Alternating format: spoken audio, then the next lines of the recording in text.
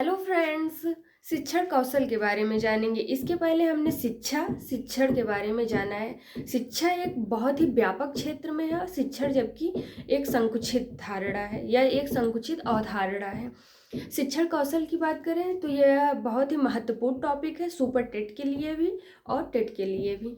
CTET में भी ये पूछा जाता है। शिक्षण कौशल यानी किसी भी टीचर को अगर वो पढ़ाने जा रहा है बालक को मनोविज्ञान के विषय में, इसीलिए इस टॉपिक को रखा गया है कि वो बहुत ही अच्छे तरीके से तैयार हो इस बात के लिए कि वो बच्चे को किस तरीके से उसको टीच करना है, वो अच्छे तरीके से उसको टीच कर सके। इसलिए शिक्षण कौशल होना चाहिए। 5 शिक्षण कौशल की बात की गई है। प्रस्तावना कौशल जो सबसे महत्वपूर्ण है और यह पहला क्रम है, यानी कोई भी टीचर अगर क्लास में जा रहा है तो उसको पहले से उसके लिए तैयार होना चाहिए। इसको प्रस्तावना कौशल कहा जाता है। और ये पूछा जाता है कि प्रस्तावना कौशल में यानी कम से कम 2 से 3 मिनट में 3 से 4 क्वेश्चन जरूर पूछ लिए जाने चाहिए।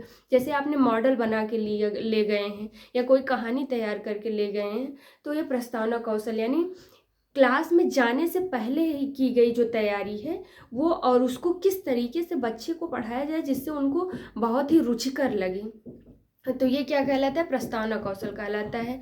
उसके बाद है प्रश्न कौशल। प्रश्न कौशल की क्या विशेषता है? यानी बीच बीच में जब हम बच्चों को पढ़ाते रहते हैं, कोई कहानी हमने सुनाई या कोई हमने मैथ का सब्जेक्ट बताया, तो उनसे क्वेश्चन लगातार पूछते रहना चाहिए। यानी ना तो ज़्यादा कठिन को पूछना चाहिए और ना बहुत ही सरल पूछना चाहिए। क्वेश्चन लगातार पूछने से उनमें रुचि भी बनी रहती है, निरस्ता नहीं आती है और वो बहुत ही रुचि के साथ उसको पढ़ने का प्रयास करते हैं। यानी ये हुआ प्रश्न कौशल।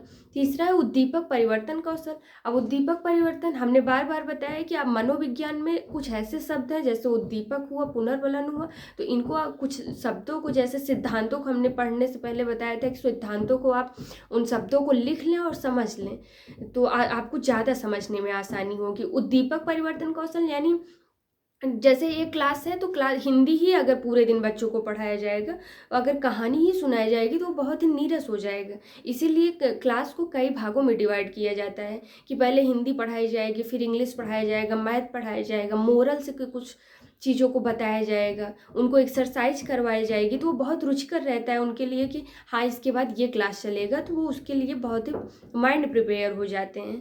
तो ये क्या कौन सा कौशल कहलाता है? ये उद्दीपक परिवर्तन कौशल की आप में वो रुचि वो होना चाहिए कि बालक को भली बात समझ के उनकी समझ में यानी उनकी रुचि के अनुसार ही उनको शिक्षित की जाए।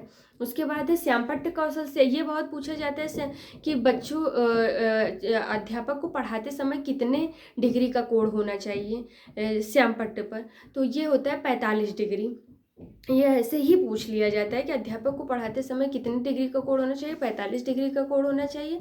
श्यामपट्ट कौशल में यानी जब हम लिखते रहें तो छात्रों की तरफ पेट नहीं आना चाहिए, और जो भी लिखे श्यामपट्ट पे बड़ा लिखें, स्पष्ट लिखें, जिससे बच्चे आसानी से समझ सकें। जो लास्ट कौशल है वह है पुनर्बलन कौशल। पुनर्बलन कौशल यानी आप किसी भी क्लास में जाए, चाहे प्राथमिक का हो, उच्च स्तरीय हो, ये बहुत ही आवश्यक होता है कि आप उनको जो है मोटिवेट करते रहिए, नहीं तो बहुत ही उतनी रुचि के तरीके से वही सारी चीज़ें रहती हैं। यानी उनकी प्रशंसा करिए, उनको पुरस्कार दीजिए और समय समय पर कार्यक्रमों का प्रयोजन करके उनको जो है पुरस्कृत करते रहना चाहिए। जो बालक जैसे भय खा रहे हैं, उनको डर है मन में, तो उससे उनकी भाषा का भी विकास हो जाएगा, उनका सामाजिक विकास भी अच्छे तरीके से होगा और वो अच्छे से अपनी शिक्षा को भी आगे बढ़ा सकेंगे। तो ये हमारे 5 कौशलों की बात हुई। प्रस्तावना कौशल, पुनर्बलन कौशल, उद्दीपक परिवर्तन कौशल, श्यामपट्ट कौशल और प्रश्न कौशल। इन प्रश्नों को क्रम से लिख करके आप समझ सकते हैं। धन्यवाद।